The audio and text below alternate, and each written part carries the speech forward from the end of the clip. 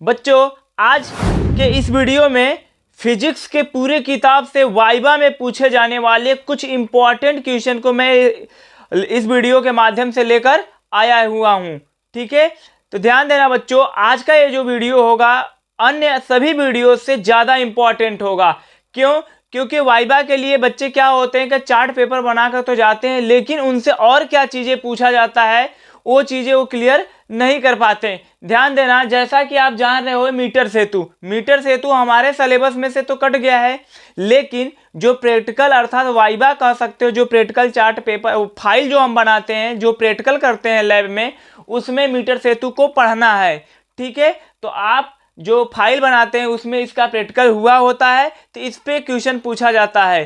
ठीक है, जो चार्ट पेपर बनाए हैं वो तो पूछा जाएगा, साथ ही साथ मैं पूरे ऑल ओवर अगर पूरे फिजिक्स की बात करूं तो जो जो क्वेश्चन पूछे जाने वाले होंगे या जो इंपॉर्टेंट हैं उन सारे क्वेश्चन के बारे में आज के इस वीडियो में बच्चों बात करने वाला हूं। ठीक है, तो आप वीडियो के लास्ट तक बने रहिएगा। अगर चैनल पे नए हैं तो चैनल को सब्सक्राइब कर लीजिए। के लिए बच्चों ज़्यादा टाइम ना करते हुए हम लोग बात करते हैं आज के क्वेश्चन की। जैसे देखो, पहला मीटर सेतु है ना, मीटर सेतु के बारे में पहले देखो, यहाँ पे दो तरीके से क्वेश्चन पूछा जा सकता है, एक आपके किताब में, एक आपके जो फाइल होता है। ठीक है, तो हम पहले फाइल की बात करता हूँ। देखो जैसे आएगा, मीटर सेतु में प्रयुक्त तार किसका होता है, पहला क्वेश्चन है बच्चों।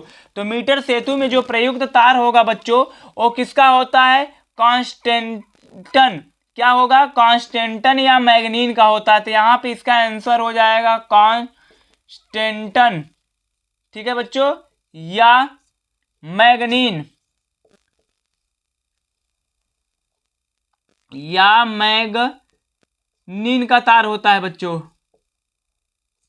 ठीक है, कांस्टेंटन या मैग्नीन का तार होता है। मीटर सेतु में प्रयुक्त जो तार होता है वो किस चीज का होता है, कांस्टेंटन या मैग्नीन का तार होता है। ठीक है बच्चों, कांस्टेंटन या।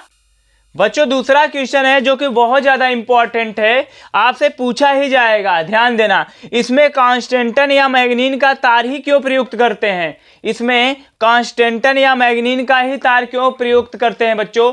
तो इसका जो आंसर होगा, तो बच्चों इसका आंसर है कि विशिष्ट प्रतिरोध उच्च होता है। मैग्नीन या कांस्टेंटन का जो तार होता है उसका विशिष्ट प्रतिरोध क्या होता है, उच्च होता है। ठीक है बच्चों, यहां ध्यान देना, उसका विशिष्ट प्रतिरोध उच्च होता है और प्रतिरोध का जो ताप गुणांक होता है बच्चों क्या होता है, कम होता है। इसीलिए कांस्टेंटन या मैग्नीन का तार मीटर सेतु में प्रयुक्त किया जाता है। ये आपको एक आंसर, ये मतलब कह सकते हैं विशिष्ट प्रतिरोध उच्च होता है इसका, और प्रतिरोध का ताप गुणांक क्या होता है बच्चों, कम होता है। यही आपको बताना होगा इसका आंसर। ठीक है, बहुत ज्यादा कुछ और नहीं बताने की जरूरत है। अगला है, मीटर सेतु किस सिद्धांत पे कार्य करता है, ये भी इंपॉर्टेंट क्वेश्चन है। तो एक व्हीट स्टोन किस पे काम करेगा बच्चों, व्हीट स्टोन सेतु के सिद्धांत पे कार्य करता है। व्हीट स्टोन सेतु के सिद्धांत पे कार्य करता है। अगला क्वेश्चन जो है, हम लोगों का जो अगला क्वेश्चन है बच्चों वो क्या है, यदि तार को खींचकर लंबा कर दें, 2 गुना 4 गुना या लंबा कर दें, तो विशिष्ट प्रतिरोध पर क्या प्रभाव पड़ेगा, विशिष्ट प्रतिरोध पे क्या प्रभाव पड़ेगा। तो देखो, विशिष्ट प्रतिरोध जानते हो कि पदार्थ की प्रकृति पर निर्भर करता है। विशिष्ट प्रतिरोध किस पे निर्भर करता है बच्चों, पदार्थ की प्रकृति पे, ना कि उसकी लंबाई, क्षेत्रफल, इस सब पे। तो यहाँ पे देखो हमसे पूछा है विशिष्ट प्रतिरोध, मतलब रो की बात कर रहा है। रो जो होता है, रो बनाते हैं ऐसे, रो, इसकी बात कर रहा है। तो एक इस पे निर्भर करता है। एक इंपॉर्टेंट क्वेश्चन है, मैंने पिछले वीडियो में जब भी इन टॉपिक को इसका वीडियो अपलोड किया था उसके बारे में पढ़ाया था, विशिष्ट या प्रतिरोध वाले चैप्टर को, तो उसमें इन सारे चीज़ों को डिटेल से किया हूं। अगर आपने नहीं देखा तो उसको देख लीजिएगा। तो देखो बच्चों, विशिष्ट प्रतिरोध पर क्या प्रभाव पड़ेगा, कोई प्रभाव नहीं पड़ेगा, कोई प्रभाव नहीं पड़ेगा।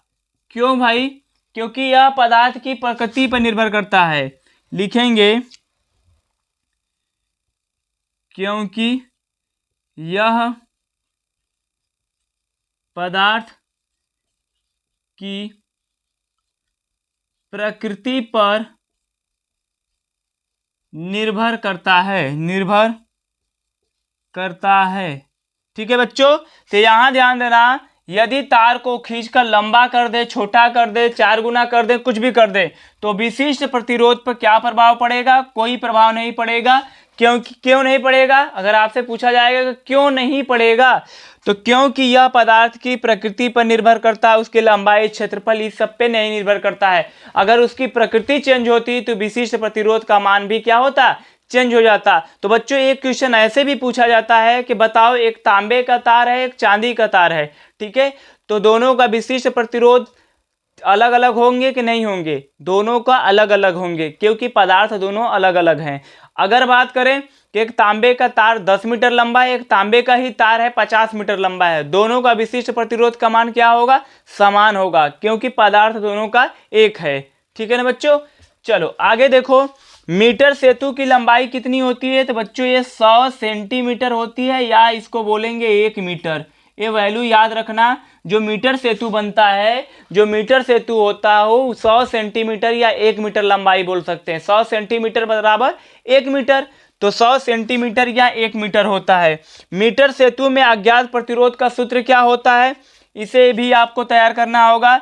तो यस बराबर 100 माइनस यल बटा के यल इंटू आर होता है। अज्ञात प्रतिरोध का ये जो सूत्र होता है, इसे आप लोग अपने फाइल पे बनाए होंगे, ठीक है ना? आप लोगों को पता होगा, अपने फाइल पे आप लोग बनाए हैं। वाइबा के लिए ज़्यादा इंपॉर्टेंट है, बोर्ड में तो आपको ये रिड्यूस कर दिया गया है, तो ऐसा नहीं कि वाइबा में भी नहीं आएगा। वाइबा का ही ये सिलेबस है, बोर्ड का नहीं है। तो वाइबा आपका देना है, अगर आपको वाइबा देना है बच्चों, तो इसको पहले तैयार कर लेना, ठीक है? चलो इतनी चीजें क्लियर हो गई, इसे स्क्रीनशॉट कर लो, तो फिर मैं इसको इरेज करूं। अब बच्चों ध्यान देंगे इन क्वेश्चन के बारे में, कैसे क्वेश्चन आपसे पूछा जाएगा। जैसे पहला क्वेश्चन है अपवर्तन। अपवर्तन में बच्चों आपको पता ही होगा कि जब कोई प्रकाश किरण एक माध्यम से दूसरे माध्यम में जाती है तो अपने मार्ग से विचलित हो जाती है। इसी घटना को प्रकाश का अपवर्तन कहते हैं, ठीक है? अगर यहाँ आई कोण बन रहा है तो यहाँ पे कौन कोण बनेगा? आर। ए अगर सघन माध्यम है, सघन माध्यम है बच्चों, और ये विरल माध्यम है, तो जो प्रकाश किरण आती है वो अभिलंब, इसको जाना चाहिए ऐसे, लेकिन अभिलंब की ओर झुक जाती है। पूछा जाएगा जब कोई प्रकाश विरल से सघन में जाती है तो क्या होगा? अभिलंब की ओर क्या होगा बच्चों? झुक जाएगा, झुक जाएगा। क्लियर इतना? इसी का उल्टा क्या होगा? जब ऊपर सघन नीचे विरल होगा तो अभिलंब से दूर हो जाएगा। एक चीज सबसे इंपॉर्टेंट इसमें ये पूछता है कि जब अपवर्तन की घटना होती है ना? मैंने कहीं लिखा है? नहीं लिखा है, चलो यहाँ पर देख लो। अपवर्तन की घटना में क्या अपरिवर्तित रहता है? ठीक है बच्चों, अपवर्तन जब होगा, अपवर्तन की घटना में क्या अपरिवर्तित रहता? अपरिवर्तित, ठीक है बच्चों, परिवर्तित रहता है। तो याद रखना आवृत्ति। क्या बच्चों इसका आंसर होगा? आवृत्ति। पूछा जाएगा अपवर्तन की घटना में क्या अपरिवर्तित रहता है? आवृत्ति रहती है, अपरिवर्तित सर जी, ठीक है? उसके बाद इसमें आता है बच्चों स्नेल का नियम। स्नेल का नियम क्या होता है? साइन आई बटा साइन आर होता है बराबर यन होता है। क्लियर हुआ बच्चों?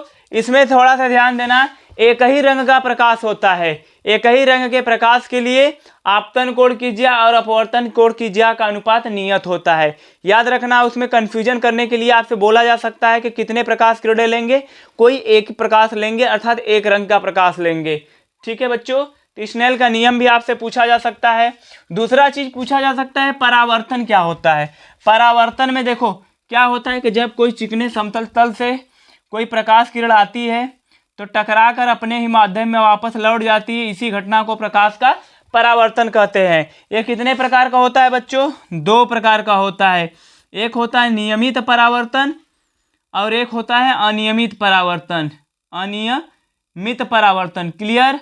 अनियमित में क्या होता है? जो खुरदुरे सरफेस पे होता है परावर्तन, खुरदुरे वाले पर होता है जो परावर्तन, ठीक है बच्चों? ऐसे ऐसे लाइट चली जाएगी कई डायरेक्शन में, वो अनियमित होता है, ठीक है? खिड़कियों में जो कांच वोच यूज किए जाते हैं, हल्का खुरदुरा होता है, पेपर ऊपर पढ़ने में जो पेपर ऊपर बहुत चिकना क्यों नहीं बनाया जाता, पेपर जो पढ़ने वाला पेपर होता है ना, कागज वगज कोई भी चीज़, तो ज़्यादा चिकना क्यों नहीं बनाया जाता है? क्योंकि लाइट क्या हो, लाइट एकदम सीधे हमारी आंखों में ना आ पाए, इसलिए उसको खुरदुरा बनाया जाता है। अर्थात पेपर का आपसे पूछा जा सकता है कि शीशा अगर है, शीशा पे कौन सा परावर्तन होगा? चिकना शीशा है तो उस पर कौन सा परावर्तन होगा? नियमित। अगर आपसे पूछा जाए अनियमित परावर्तन का एग्जाम्पल बताओ, तो पेपर ऊपर कापी ओपी पर जो प्रकाश किरण पढ़ के हमारे आंखों तक आती है, अर्थात उसमें अनियमित परावर्तन होगा। इतनी बात समझ में आई बच्चों? अनियमित परावर्तन कहाँ होगा?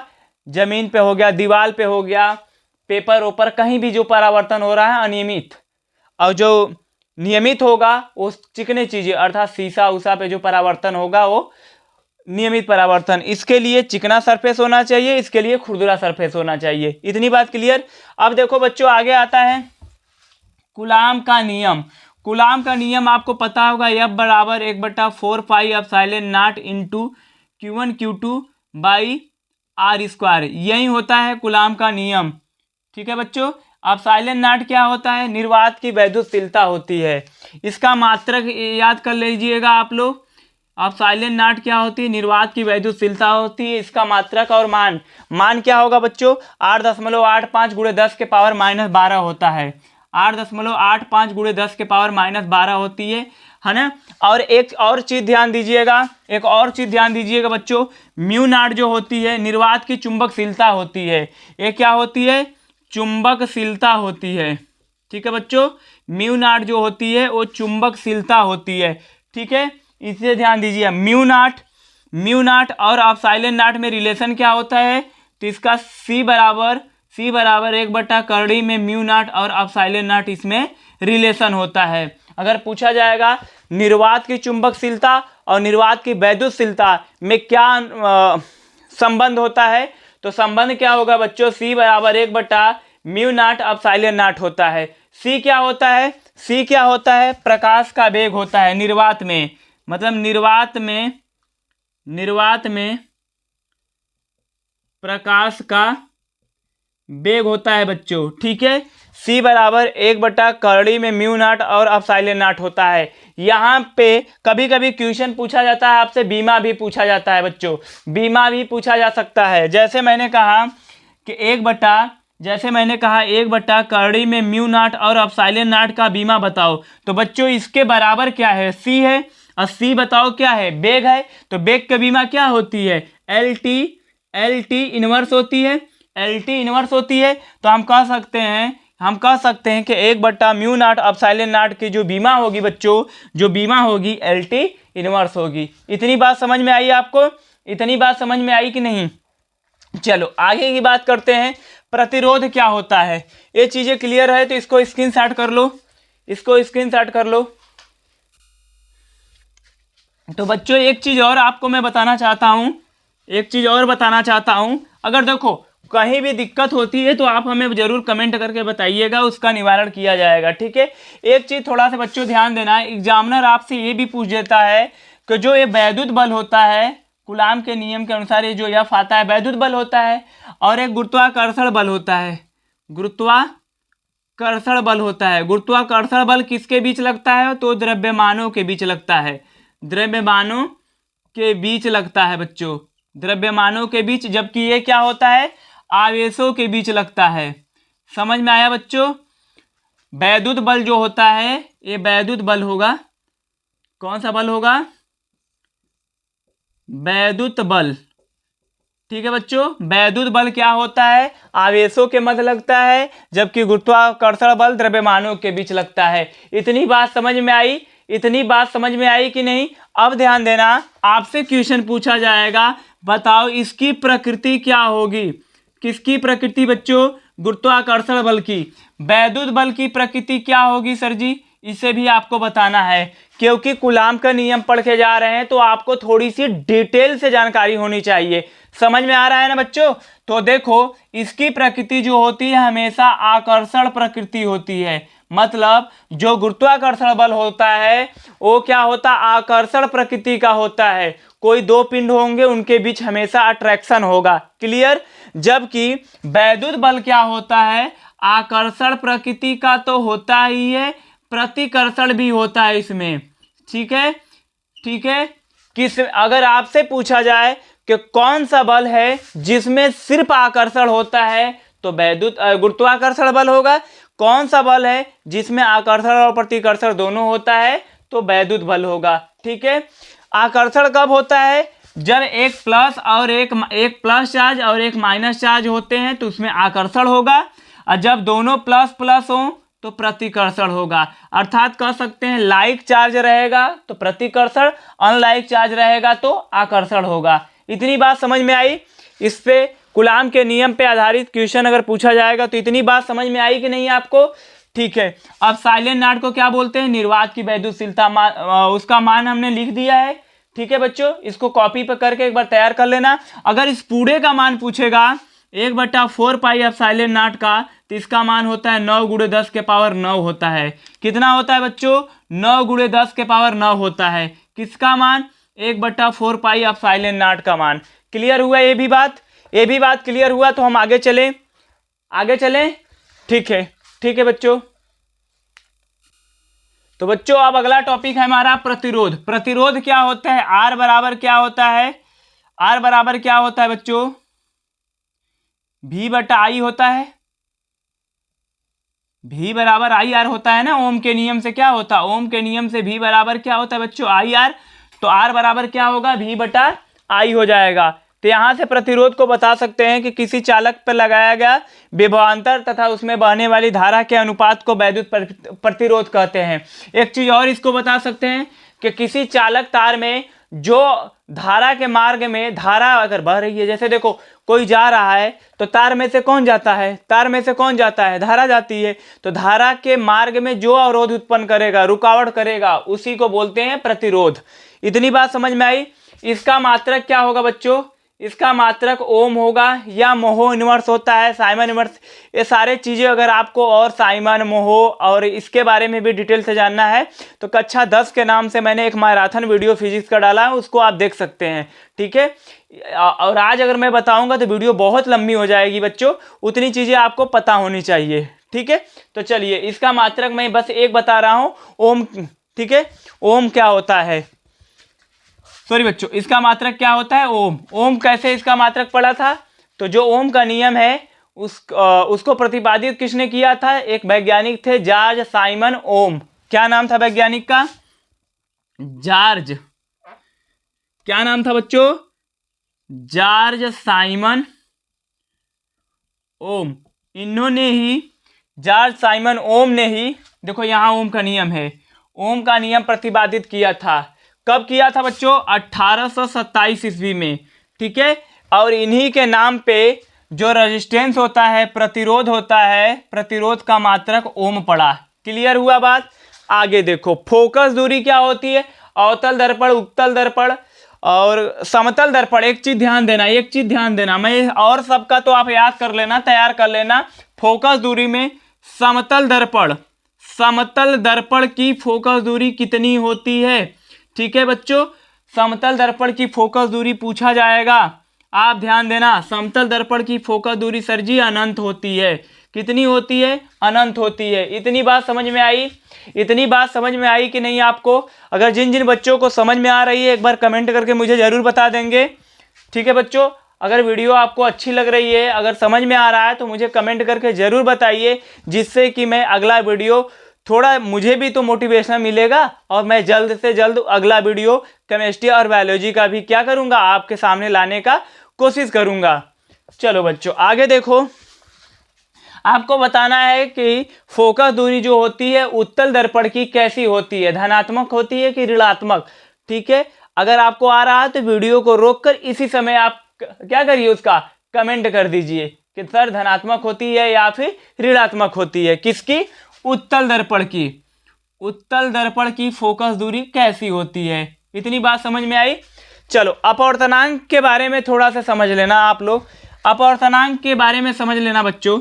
यहाँ देखो, जैसे एक माध्यम, इसमें अपवर्तनांक n1 है और जो लाइट जा रही है उसका वेग v1 है। अगले माध्यम में मान लो सघन में चली गई।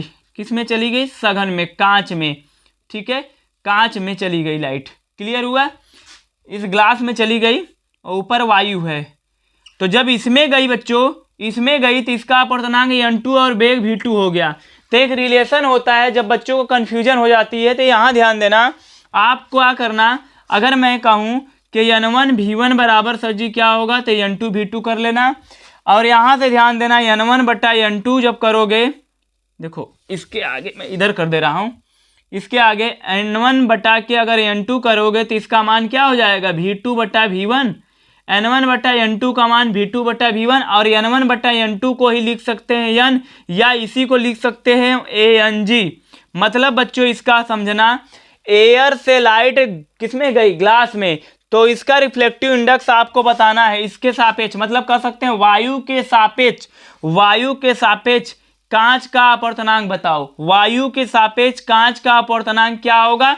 तो अगर स्पीड बस दिया है, अगर बस स्पीड दिया है, तो दूसरे माध्यम में क्या स्पीड है और पहले माध्यम में क्या स्पीड है, दोनों का अनुपात कर देना, हो गया तुम्हारा आंसर। नहीं समझ में आई?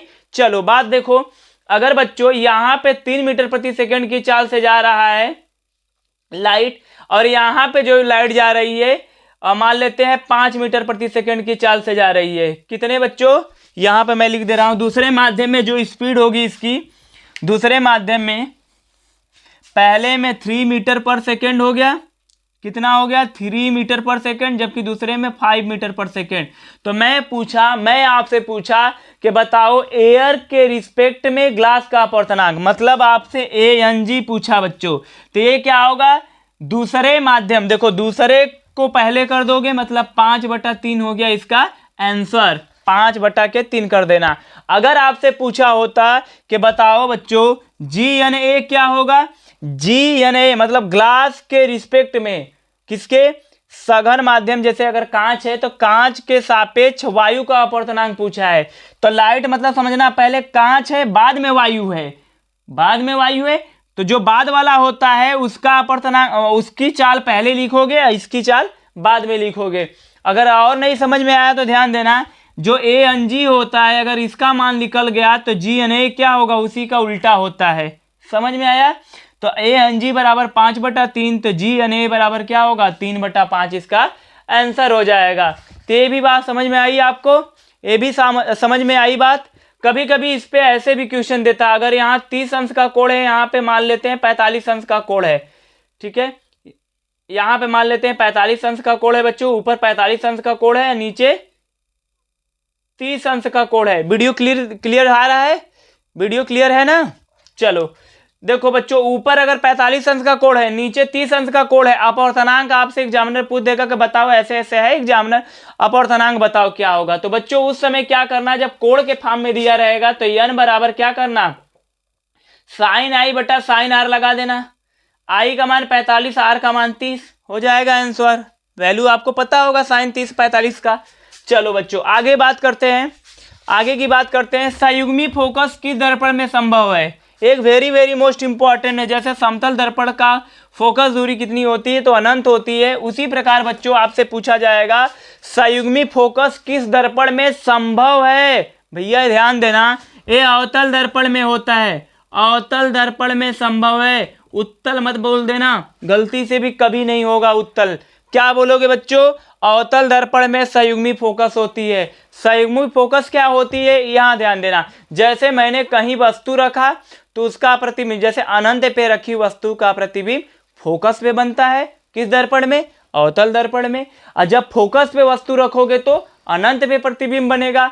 मतलब बच्चों यहाँ ध्यान देना कि अवतल दर्पण में जब वस्तु अनंत पे है तो उसका प्रतिबिंब फोकस पे बनता है, और जब वस्तु को फोकस पे करते हैं तो उसका प्रतिबिंब अनंत पे बनता है। मतलब एक दूसरे के व्युत्क्रमानुपाती हो सकते हैं कि नहीं, वस्तु अनंत पे था तो प्रतिबिंब फोकस पे, जब वस्तु फोकस पे है तो प्रतिबिंब अनंत पे। तो यही जो घटना जिसमें होती है उसको क्या बोलते हैं, अवतल दर्पण में ये घटना होगी और वो संयुग्मी फोकस होगा। क्लियर हुआ बच्चों? अब देखो इसे आप स्क्रीनशॉट कर लो जो भी। आगे बच्चों इसका ध्यान देना, ये आवर्धन है, रेखीय आवर्धन, जैसे m बराबर क्या होता है I बटा O होता है, बराबर -b बटा u होता है दर्पण के लिए, ये दर्पण के लिए हो जाएगा। और लेंस के लिए अगर कहेंगे तो यम बराबर क्या होता है, आई बटा ओ बराबर भी बटा यू, यहाँ से माइनस खत्म हो जाता है। इतनी बात समझ में आई। ए क्या है, प्रतिबिंब की लंबाई, प्रतिबिंब की लंबाई है आई, जबकि ओ क्या है, वस्तु की लंबाई, वस्तु की लंबाई है बच्चों। तो यहां से पूछता है कि यम इज ग्रेटर देन 1, यम का मान 1 है तो इसका क्या मतलब है, यम का मान 1 के बराबर है तो क्या होगा, और यम का मान 1 से छोटा है तो क्या होगा। तो याद रखना, हम बताएं कि यम बराबर आई बटा ओ होता है, या भी बटा यू भी कर सकते हो, कुछ भी ले लो। तो आई मतलब प्रतिबिंब की लंबाई जब अगर ज़्यादा होगा, अगर इसकी मान ज़्यादा होगा इसका मान कम, ये जब ज़्यादा होगा, ये जब ज़्यादा होगा तो बताओ इसका मान, इसका यम का मान भी तो ज़्यादा आएगा, 1 से आएगा कि नहीं आएगा। तो हम कह सकते हैं इसका मतलब क्या हुआ, प्रतिबिंब मतलब प्रतिबिंब की लंबाई वस्तु की लंबाई से ज़्यादा होगी। अगर बच्चों आपसे पूछेगा कि बताओ रेखीय आवर्धन का मान 1 से ज़्यादा है तो उसका क्या मतलब है, तो उसका मतलब यही होता है सर जी कि उस समय प्रतिबिंब की जो लंबाई होगी वस्तु की लंबाई से ज़्यादा होगी। बहुत ज़्यादा कुछ नहीं सोचना है, आपको इतना कॉन्सेप्ट क्लियर करके जाना है और आपको यही आंसर बताना है। इतनी बात समझ में आई। अगर बच्चों आपको इसके रिस्पेक्ट में बताना है तो क्या करेंगे, दर्पण से भी को क्या बोलते हैं, प्रतिबिंब के बीच की दूरी ज़्यादा होगी दर्पण से वस्तु के बीच की दूरी, ऐसे भी बता सकते हो, ठीक है। नहीं तो आपको यहाँ ये बता सकते हो कि आई मतलब प्रतिबिंब की लंबाई ज़्यादा है वस्तु की लंबाई। यहाँ पे बराबर कब होगा, जब दोनों का मान समान होगा तो कट कर 1 आएगा, अर्थात इस कंडीशन में आई बराबर ओ होगा। और इस कंडीशन में क्या होगा बच्चों, 1 से कम है, 1 से कम होगा मतलब नीचे वाला ज़्यादा होगा ऊपर वाला कम, अर्थात बच्चों इसको ऐसे बोल सकते हैं कि जब वस्तु की लंबाई ज़्यादा हो जाए और प्रतिबिंब की लंबाई कम हो जाए तो उस समय यम का जो मान आएगा 1 से कम आएगा। इतनी बात क्लियर हुई, इतनी बात क्लियर हुई बच्चों, इसे भी आप नोट कर लो। इतनी बात अगर क्लियर हुई तो इसे भी नोट कर लो। अगला टॉपिक देखो बच्चों, थोड़ा सा वीडियो लास्ट बड़ा होता जा रहा है तो मैं थोड़ी सी अपनी रफ्तार को बढ़ा रहा हूँ। दृष्टि दोष क्या होता है और इसका निवारण, स्पेशली आपको दूरदृष्टि दोष और निकट दृष्टि दोष आपको याद रखना है। दूरदृष्टि दोष क्या होती है बच्चों, दूरदृष्टि दोष और निकट दृष्टि दोष। चलो, एक होता है निकट दृष्टि दोष, और जबकि दूसरा क्या होता है बच्चों, दूरदृष्टि दोष। निकट दृष्टि दोष में क्या होता है, निकट की चीजें दिखेंगी, निकट की वस्तु दिखती है, याद रखना, दूर की नहीं दिखती, दूर की नहीं दिखती। इतनी बात समझ में आई। निकट दृष्टि दोष में निकट की दिखेगी दूर की नहीं दिखेगी। बात समझ में आई कि नहीं बच्चों। इसके निवारण के लिए, निकट दृष्टि दोष के निवारण के लिए व्यक्ति को आंख में अवतल लेंस का यूज करना होता है। किसका, अवतल लेंस का यूज करना होता है सर जी। निकट दृष्टि दोष से पीड़ित व्यक्ति के आंख में, मतलब बोल सकते हैं चश्मे में, आंख में ना कहकर चश्मे बोलिएगा। क्या निकट दृष्टि दोष से पीड़ित व्यक्ति को जब दोष हो जाता है तो उसको निकट की वस्तु तो दिखाई देती है लेकिन दूर की नहीं दिखाई देती। इसके लिए उसके आंख में अवतल उसके चश्मे में उचित फोकस दूरी का अवतल लेंस यूज करना होगा। इसी का उल्टा कर दो दूर दृष्टि दोष में। दूर में क्या होगा, दूर का दिखाई देगा, दूर दिखाई देगा, दूर का क्या होगा बच्चों, दिखाई देगा, ठीक है। पास वाला क्या होगा, पास वाला नहीं दिखाई देगा। किस दोष में, दूर दृष्टि दोष। और इसके निवारण के लिए किसका यूज करते हैं, उत्तल लेंस का। इतनी बात समझ में आई आपको, इतनी बात समझ में आई कि नहीं। अब इससे बात पूछा जाता है कि दूर दृष्टि दोष और निकट दृष्टि दोष के कारण क्या है। तो दूर दृष्टि दोष में क्या होता है, दूर दृष्टि दोष, निकट दृष्टि दोष में बच्चों, निकट दृष्टि दोष में गोलक के व्यास का बढ़ जाना या उसके फोकस दूरी का कम हो जाना होता है। निकट दृष्टि दोष का क्या कारण होगा, व्यास का बढ़ जाना या उसके फोकस दूरी का कम हो जाना। इसी का उल्टा दूर दृष्टि दोष बोल देंगे। इतनी बात समझ में आ गई। चलो, एक और होता है जरा दूरदृष्टिता, जिसमें द्विफोकसी लेंसों का यूज किया जाता है, द्विफोकसी लेंसों का यूज किया जाता है। कौन सा दोष होता है बच्चों, जरा दूर दृष्टिता, इसमें दोनों चीजें नहीं दिखाई देती है, ना दूर की दिखाई देगी ना पास की। इसके निवारण के लिए क्या करते हैं, निवारण के लिए बच्चों द्विफोकसी,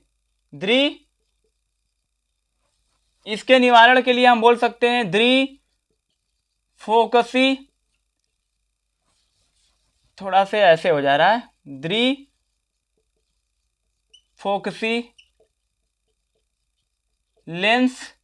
लेंसों का प्रयोग किया जाता है। ठीक है बच्चों, इसमें दोनों प्रकार के लेंस होते हैं, उत्तल और अवतल दर्पण, अरे उत्तल और अवतल दोनों लेंस होते हैं बच्चों, द्विफोकसी लेंस इसे कहते हैं, जिसमें दोनों लेंस होते हैं, जरा दूरदृष्टिता में यूज किया जाता है। क्लियर हुआ। एक होता है कलर ब्लाइंडनेस, वर्णांतता, इसमें देखो ये होता है ना कि इसका कोई इलाज ही नहीं है।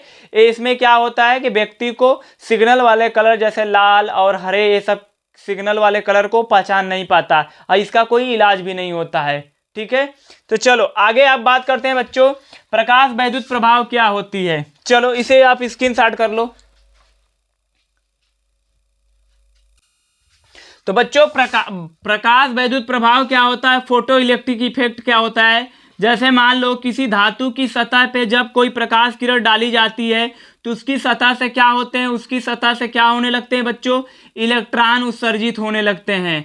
ठीक है, उसकी सतह से क्या होने लगते हैं, इलेक्ट्रॉन उत्सर्जित होने लगते हैं, इसको बोलेंगे इलेक्ट्रॉन।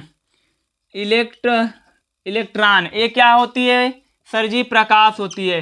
तो ये क्या है, धातु की सतह है। जब किसी धातु की सतह पे क्या डाली जाती है, प्रकाश डाली जाती है, तो उसकी सतह से इलेक्ट्रॉन उत्सर्जित होने लगते हैं और इसी घटना को सर्जी प्रकाश वैद्युत प्रभाव कहते हैं, फोटो इलेक्ट्रिक इफेक्ट कहते हैं। इतनी बात क्लियर हो गई होगी बच्चों को, इतनी बात क्लियर हो गई होगी। धातु की सतह है, मान लो मेरे पास ये धातु है, एक धातु की सतह है बच्चों, इस पे कोई क्या आया, प्रकाश आया, तो इस पे जब पड़ेगा तो इसकी सतह से क्या निकलने लगेंगे, इलेक्ट्रॉन निकलने लगेंगे, और यही जो घटना होती है बच्चों, इसी घटना को हम लोग बोलते हैं प्रकाश वैद्युत प्रभाव, फोटो इलेक्ट्रिक इफेक्ट। इतनी भी बात क्लियर हो गई होगी बच्चों को। और देहली आवृत्ति, देहली तरंगदैर्घ्य, ये सब भी तैयार करना है। तो देहली आवृत्ति क्या होती है, इसके लिए आवश्यक न्यूनतम आवृत्ति, देखो जब ये प्रकाश आ रही है तो इसकी सतह से इलेक्ट्रॉन होंगे, तो इसकी आने वाली आपतित प्रकाश की वह न्यूनतम आवृत्ति, जो कि धातु की सतह से इलेक्ट्रॉन को उत्सर्जित करा सके, वही क्या कहलाएगी, देहली आवृत्ति। जैसे एक कमरे में कोई है और मान लो तुम्हारे पास ताकत कम है, तो तुम जाओगे तो उसको बाहर कर सकते हो नहीं ना, तो तुम्हारे पास इतनी ताकत होनी चाहिए कि उसको जाकर उससे बाहर कर दो। तो वही है कि वो इतनी न्यूनतम एनर्जी, मतलब वह न्यूनतम आवृत्ति है, तो आवृत्ति की बात करना, कि वह न्यूनतम आवृत्ति, आपतित प्रकाश की वह न्यूनतम आवृत्ति जो किसी धातु की सतह से इलेक्ट्रॉन को उत्सर्जित करा सके, क्या कहलाएगी, देहली आवृत्ति। समझ में आया। देहली तरंगदैर्घ्य की बात होगी तो वही बोलोगे, आपतित प्रकाश की वह न्यूनतम तरंगदैर्घ्य जो किसी धातु की सतह से इलेक्ट्रॉन को उत्सर्जित करा दे। मतलब तरंगदैर्घ्य पूछेगा तो तरंगदैर्घ्य बताना, आवृत्ति पूछेगा तो आवृत्ति के फॉर्म में बताना। बात क्लियर हुई। अगला देखो, आइंस्टीन का प्रकाश वैद्युत समीकरण। आइंस्टीन का समीकरण क्या होता है बच्चों, वेरी मोस्ट इंपॉर्टेंट है। 1/2 mv, इसको मैक्स भी बोल सकते हैं, का होल स्क्वायर बराबर h न्यू माइनस w। यही होता है आइंस्टीन का प्रकाश वैद्युत समीकरण होता है बच्चों। इतनी भी बात क्लियर। मेकर का सूत्र लिखो, या लेंस के मेकर का सूत्र लिखो, तो इसका होता है बच्चों 1/f बराबर n-1 कोष्टक में 1/r1 माइनस 1/r2। क्लियर हुआ बच्चों, क्लियर हुआ कि नहीं। मेकर का सूत्र क्या होगा, लेंस का एक मिनट, मेकर का सूत्र और लेंज का नियम दो दिया है, तो लेंज का नियम तो अलग होता है, मेकर का सूत्र आपको क्या होगा, 1/f बराबर n-1, कोष्टक में 1/r1 माइनस 1/r2, इसकी फोकस दूरी होते हैं अपवर्तनांक और इसके पृष्ठों की वक्रता त्रिज्या होगी। जैसे लेंस है, द्विउत्तल लेंस है, तो इसके पहले पृष्ठ की वक्रता त्रिज्या r1 और दूसरे की r2। अवतलावतल है, समतलावतल है, जो भी होगा आप जानते ही हो, नहीं दिक्कत, कोई दिक्कत होगी तो मुझे बताना, ठीक है बच्चों। न्यूमेरिकल वगैरह में किसी भी फिजिक्स के चैप्टर में आपको डाउट होता है, दिक्कत होती है, आप बताएंगे उस चैप्टर के, मैं 1 शॉट वीडियो के माध्यम से आपको न्यूमेरिकल सिखाऊंगा, ठीक है ना बच्चों। चलो आगे देखो, एक चीज और आप लोगों से मैं कहना चाहता हूं, अगर वीडियो अच्छा लगता है तो ज्यादा से ज्यादा शेयर करिए, ठीक है। चलो अच्छा, यहां ध्यान देना। उसके बाद आता है बच्चों किरचॉफ का नियम। क्या आएगा, किरचॉफ का नियम। इसमें दो नियम होता है, ठीक है। इसको इरेज कर दे रहा हूं, इसको इरेज कर, स्क्रीनशॉट हो गया होगा। चलो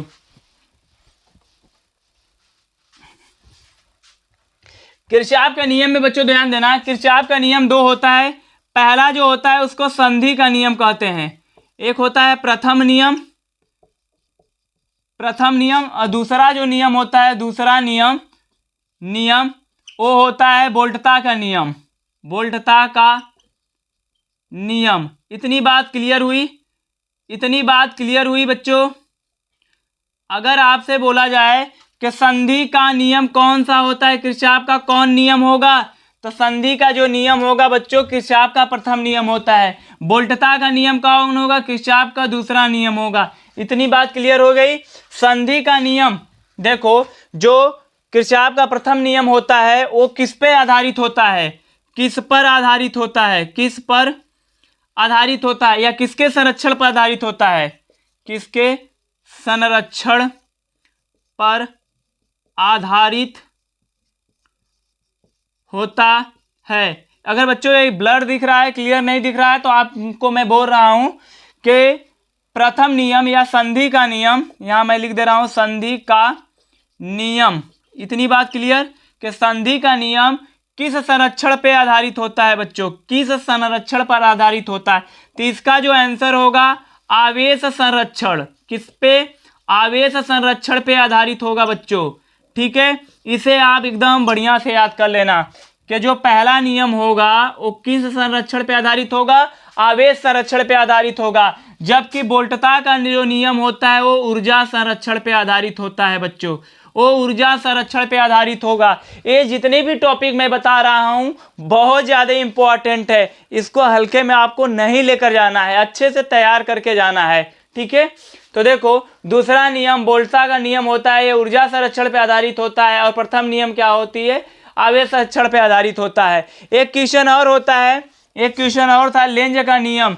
लेंज का नियम क्या होता है कि जिस कारक से वो उत्पन्न होता है उसी का वो विरोध करता है, जिससे मतलब जो उसको पैदा किया उसी का वो विरोध करता है, मतलब इतना समझना, ठीक है। वो किस पे आधारित होती है बच्चों, वो किस पे आधारित होती है, ये चीजें ध्यान देना।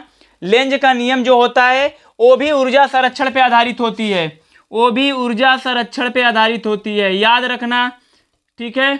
लेंज का नियम किस पे आधारित होता है, किस संरक्षण पे आधारित होता है, ऊर्जा संरक्षण पे आधारित होता है, ठीक है बच्चों। ओम का नियम आपको पता ही है। ओमी परिपथ क्या होता है, ओमी परिपथ, जो परिपथ ओम के नियम, जो परिपथ ओम के नियम का पालन करता है, जो परिपथ ओम के नियम का पालन करता है उसे क्या कहेंगे सर जी, ओमीय परिपथ कहते हैं। ग्राफ कैसे बनेगा, देखो इसका ग्राफ जो होता है सीधी रेखा बनती है, सीधी रेखा ग्राफ भी पूछा जाता है। अनओमी परिपथ क्या होगा, जो परिपथ ओम के नियम का पालन नहीं करता, अनओमी। अनओमी का ग्राफ देख लो, अनओमीय का ग्राफ देख लो सर जी, अनओमी का ग्राफ देख लो, ऐसे कर लो, ऊपर नीचे कुछ भी कर लो, ये अनओमी का ग्राफ हो गया। और एक किसका हो गया सर जी, ओमी का ग्राफ हो गया। ओमी का ग्राफ सीधा बनता है, अनओमी का ग्राफ कर्व टाइप बनता है। इतनी बात क्लियर। धारा मापी को अमीटर में कैसे बदलेंगे, very very most important question. धारा मापी को वोल्ट मीटर में धारा मापी को वोल्ट मीटर में कैसे बदलेंगे और धारा मापी को अमीटर में कैसे बदलेंगे, बहुत ज्यादा इंपॉर्टेंट क्वेश्चन है बच्चों। ठीक है, तो इसको आप स्क्रीनशॉट कर लीजिए पहले। हो गया? तो बच्चों यहां ध्यान देना, धारा मापी को अमीटर में कैसे बदलेंगे, ऊपर वाला क्वेश्चन है, तो उसका आंसर ये ध्यान देना, निम्न प्रतिरोध, इसको बोल सकते हैं संट, निम्न प्रतिरोध युक्त संट या संट बोल सकते हो। संट को निम्न प्रतिरोध का तार समांतर क्रम में जोड़कर, ठीक है बच्चों, इसको क्या बताएंगे, निम्न प्रतिरोध का तार समांतर क्रम में जोड़कर, समांतर क्रम में जोड़कर हम किसमें बदल सकते हैं, किसमें बदल सकते हैं भैया, अमीटर में, अमीटर में। ठीक है, धारा मापी को किसमें बदल सकते हैं, अमीटर में। याद रखना निम्न प्रतिरोध होना चाहिए, निम्न प्रतिरोध का जो तार होगा इसी को हम संट भी बोलते हैं। ठीक है, अर्थात संट को समांतर क्रम में जोड़कर धारा मापी को अमीटर में बदलेंगे, जबकि बच्चों दूसरा का होगा श्रेणी क्रम में जोड़कर, और कैसा, उच्च प्रतिरोध रहेगा, उच्च इस प्रतिरोध। ठीक है बच्चों, उच्च प्रतिरोध का या के, ठीक है, उच्च प्रतिरोध के तार को किस क्रम में, श्रेणी क्रम में, किस क्रम में, श्रेणी क्रम में जोड़कर, क्रम में जोड़कर बच्चों उसे किस में बदलेंगे, वोल्ट मीटर में बदलते हैं, उसे किस में बदलेंगे, वोल्ट मीटर में बदलते हैं। और सबसे लास्ट टॉपिक है व्हीटस्टोन सेतु क्या होता है, तो इसके द्वारा किसी अज्ञात प्रतिरोध को ज्ञात किया जाता है। इसको ध्यान देना, P/Q बराबर होता है बच्चों R/S, P/Q बराबर होता है R/S, और ये दोनों जो क्वेश्चन है बहुत ज्यादा इंपॉर्टेंट है।